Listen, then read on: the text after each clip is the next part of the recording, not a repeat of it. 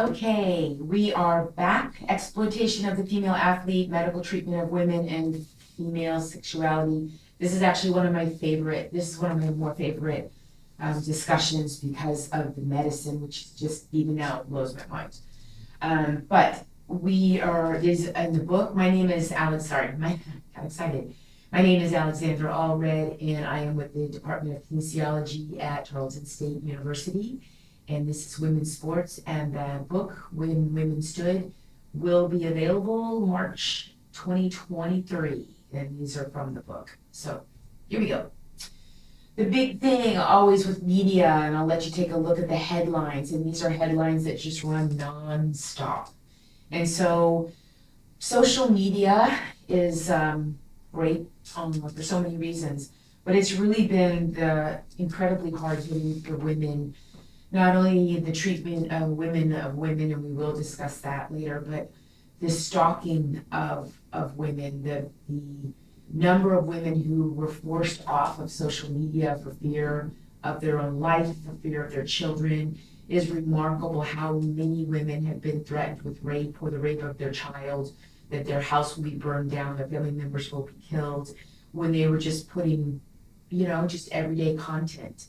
But there's also the issues of particularly the more vulnerable females, adolescent girls and teenagers who are looking at images that they're unrealistic images that they can't compete with, and yet they're constantly trying for these diets, and they're always looking for ways to uphold that feminine ideal.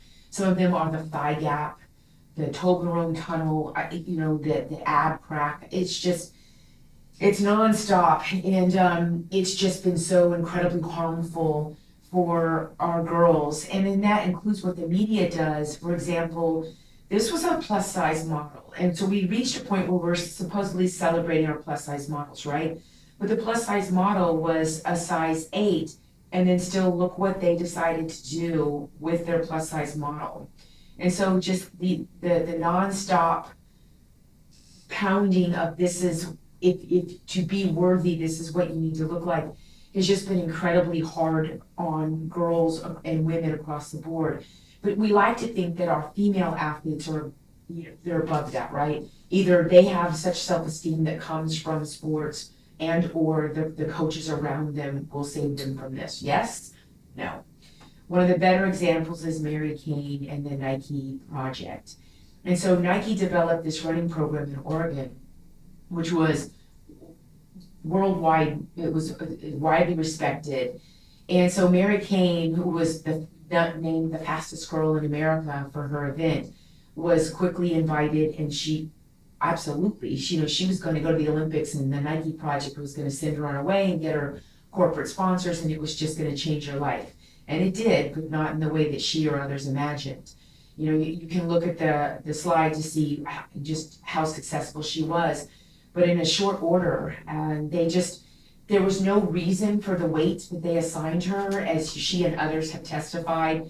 They just randomly decided that an all-male coaching staff, and this is important to, not dogging on men, but it's important that if you don't understand the female anatomy, if you don't understand female hormones, if you don't understand the female cycle, and you're just guessing, you're doing so much damage.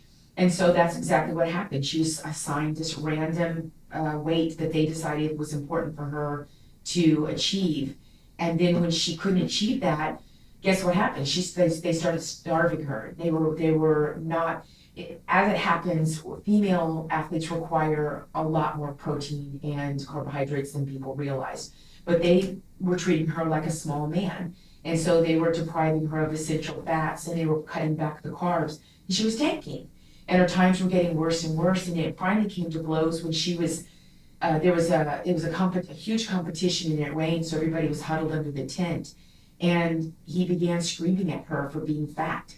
And, I'll let the picture stand for itself, what it looked for. And so she actually became so humiliated that she began thinking about suicide. She began cutting. She did tell other teammates. She did tell other coaches, and they all ignored her. And only later, when she left and it became known what actually happened to her, more athletes began to step forward, and not only did they speak up for her, but they apologized to her directly. I'm sorry, I was afraid that I'd be cut too. And this is a huge problem in the sporting community, especially among females. And so it wasn't really recognized until 1992, the female triad. But as we're going to talk about in a second, when we do not teach the female anatomy to our medical communities, even though the female triad was known, who's going to talk about it? Because nobody knows about it. And so I put this on, I'll move the around so you can see. But understanding the female athlete in terms of, how she eats and what she's eating and her menstrual cycle and how this affects her bones. And it's so essential to understand how to treat the female athlete. And just until very recently in history have we learned that how she eats and watching her menstrual cycle is actually a really huge deal. So when girls go through puberty, it's not the same as when boys go through puberty. And so for girls, instead of getting this, added change of testosterone, our pelvis wide, and then we start the angle, which puts a lot of pressure on the knee, and it changes our gait, it changes how we run. And on top of that, it's embarrassing, and we don't understand why suddenly we're getting hippie and we're getting breasts. And so a lot of girls drop out of sports. A lot of girls get teased. They change the way they run to maybe cover a little bit, cover themselves a little bit more as they're running. And so a lot of things change. Oops, let me change myself over here, jump around. And so a lot of things change for the female athlete. And also it changes our ligaments and our cartilage. We have more knee injuries. The list goes on and on. But what happens is that we have coaches and trainers and physicians who are wildly uneducated and unprepared for not only the changes but the conversations that they needed to be having with their athletes. And so a lot of them just dropped out.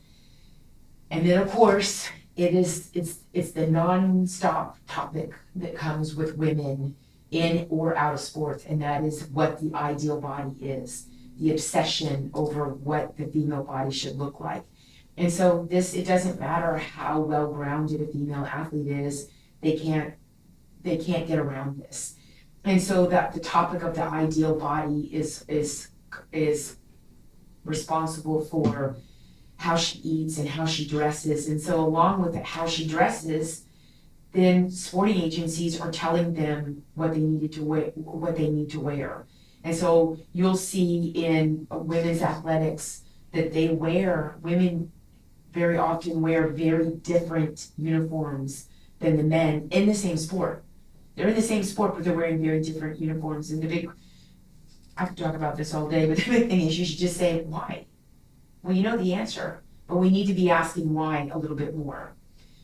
So a topic I love to talk about is the Mean Girls. But before I cover it up, there on the right side, you'll see a picture of Lindsey Vonn, one of the greatest skiers ever, and yet she has cellulite in that orange bikini. She has a little bit of cellulite, and it was astonishing how many people jumped on and attacked her. I mean, on her own, she posted this picture, and then she was just nailed for having cellulite. And if you've watched her workouts, if you haven't watched her workouts, you should Google Lindsey Vonn workout and watch how this woman works out. She's an animal. This is just the reality of the fat that women have, even the best athletes in the world. This is how our bodies are designed.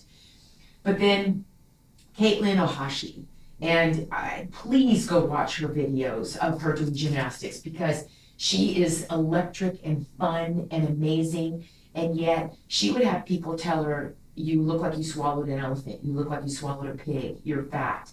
And not just fans, but there were coaches. And she eventually dropped out of sports, and at one point, she was actually ahead of Simone Biles. Ever heard of her? But Caitlin dropped out. She dropped out of sports. She couldn't take the criticism, the critiques, and the name calling anymore. And it was only when she was recruited to go to UCLA that she sat down with the coach. And before she agreed to sign on. And if you go to the video and watch her, she's with UCLA. She said, I just don't want to be great again. Because she knew that by being great, she would be in the spotlight and she would get attacked again. And so the whole topic of Mean Girls, and I want to move me around on this because I want you to take a time to read this of what Mean Girls are. I mean, of course, it was popularized with the movie that stars Tina Fey and Lindsay Lohan. But Mean Girls is really, it's a subgrouping of girls who target other girls. But why? And there's a long history of women attacking women. It's not something that we've ever done naturally. As a community, we have always supported ourselves, always. But going into the Victorian era, into the in the 19th century, it became very important for patriarchal societies to teach girls how girls are and write derogatory articles about how girls are. And so it became important for girls to sort of, people have always said, how girls are. No, as a group, we've always been a community, but recently in history, we have targeted each other for the approval of who? And so this is always an important topic to always talk about, is because we, girls, are meant to be together and to hold each other up and support each other. But there's this idea that if you kind of say, how girls are, it's a way to win over the boy or boys. And on a personal note, I'll always tell you that I have a long history in sports. You can Google me if you so choose. But I have always been with female teammates. And so through my personal life, usually I have found that the girl that says, how girls are, usually she's the one hanging with the boys, and I know exactly how you are. So let's go into medicine. And this is actually my favorite topic. Again, take a look at the slide here, and you will see it is astonishing to me that women have been excluded from clinical trials. This is a huge deal because I'm moving these so that you have time to read stuff, sorry. This is critically important because you need to see that how can we make decisions, how can we properly coach, how can we properly help, how can we diagnose, how can we do any of these things when we really don't understand the female anatomy and her hormones. And we know that there are a lot of medications that women have very bad reactions to. Women have been recorded as waking up in the middle of surgery because they were given a kind of medication that doesn't help them stay under during surgery. We have different reactions to sleeping aids. We have different reactions to alcohol. We have different reactions to so many things, but there still aren't enough studies. And we know that our doctors are not being trained in the way of how to help us in this. Women have atypical symptoms. Again, I'll let you take a look at what I've got here. We react differently to concussions. We react differently. Our symptoms are different with heart attacks. Our symptoms are different with so many different medical needs. So it's called bikini medicine, in which we only really look at what covers the bikini. And then everything else is treated like a 154-pound male model. And to this day, some of our top medical universities are still using the 154-pound male model. And when this was brought before Congress, the way that they finally decided that they would address this is they are leaving it to medical students who are already overworked and sleep deprived to study the female anatomy on their own time. And this goes into 2020, and this is abhorrent. It's just, and again, it goes to what I'm talking about, which is how can we make big decisions when we really don't know what's going on with them? It really wasn't until Michelle Akers, arguably one of the best women in soccer, and her multitude of concussions and misdiagnosis that we realized that we have a problem. But it was on the heels of Michelle Akers that Brianna Scurry also made big news when she she really exhibited all the atypical signs of a female with a concussion. And she began spiraling down. She had suicidal thoughts. And I got the picture because that's actually, the irony is Akers and Scurry both smashed heads into each other. But Scurry really brought it to the forefront and began to talk about how her brain chemistry changed. And we began to have conversations about that females have thinner skull, the fibers in our skull, and the thinner skull, or males have thicker skulls. We are more susceptible to not just concussions, but pretty significant concussions. And so this really started the conversation that needed to be done. And yet still in 2022, very little is said about women in their menstrual cycles. And I will be repeating this again, but in 2022, only 6% of sport and exercise science research is dedicated specifically to women and their hormones. 6%. That is insane. Over 100 million women are using oral contraceptives, right? But we saw that there were a lot of pills that were causing strokes and seizures and even some deaths.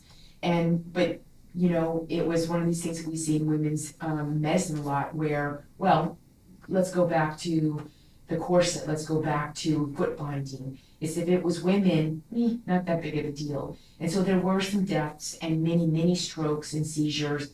There's a lot of women who are permanently paralyzed, a lot of issues that were going on into the 1990s and beyond. And it really wasn't that big of a deal, but let's put it in perspective. During COVID, when there were, there were 6 women out of 6.8 million, 6 people out of 6 million who collapsed after getting the Johnson & Johnson shot, right? And everybody made a big deal of it. And what kind of conversation have we had about thousands and thousands of women who had strokes and seizures, all kinds of issues coming from other medical issues that come from the pill. But it was a woman's issue, so it really wasn't talked about. And nor was her cycle. And so I recommend that you go back and take a peek at all of this. I'm moving you around to get a better understanding of the female's cycle. I'll let you go through that. Just occurs to me that my big fat face is going to be right in the middle of this as you're reading. So a woman's cycle, heavier light can be an indicator of a bigger problem, and I'll put me right there. And that bigger problem, whatever her cycle looks like, can be an issue to do with heart disease, diabetes, reproductive issues, even cancer. And then even beyond that, but if we don't talk about it, how do we know? So, into pregnancy, with so little information or training about women's medical issues, we really didn't talk about the death rate that is associated with women in pregnancy in the United States. Why is America's death rate so high particularly when it comes to C-sections, and it's not around the world, and we're considered a leader in the world, right? But there are so many issues that are happening that really aren't being addressed because they're considered women's issues. And I really don't understand if it's because we're just uncomfortable talking about it. But this is one of the glorious things about women in sports, is it's pushing the issue, and we've been pushing the issue for better treatment on the field, on the court, on the track. And so we're beginning to look, female athletes are now beginning to talk about some of these issues. And so, again, moving me around so you can look at some of the stats there. It's pretty incredible. I got a picture of, that's me in that picture. In 1993, I was 8 months pregnant, and I am connected to just about everything. I like to joke with people because there was a time that if you Googled my name when the internet first came up in 1994, 1995, if you Googled my name, one of the first things that would come up was a rectal thermometer. I'm proud of that. I was hooked up to EKG leads, oxygen mask. They were measuring everything with me, and they needed to make sure that the inner core temperature of my baby while I was training for the U.S. bobsled team was going to be okay. But and I was a big deal at that time, because at time, they had no research on women who were lifting big weights or sprinting. And at that time, I was squatting 350 plus pounds. I was doing all kinds of crazy things in plyometrics, and so they really didn't know much about women. So we've come a long way, right? I'm gonna put myself over this beautiful woman here. But we really haven't. And it wasn't until Stacy Sims, who was in Ironman, and she was slated to do really well, and then she really tanked and had some issues while she was running the Ironman. And it wasn't until she went to other female athletes and said, you know, what happened to me? What was going on here? And when the other athletes asked her about her cycle, you know, she made the connection of oh yeah. And she began learning about how women are affected in sports with their cycle from other female athletes.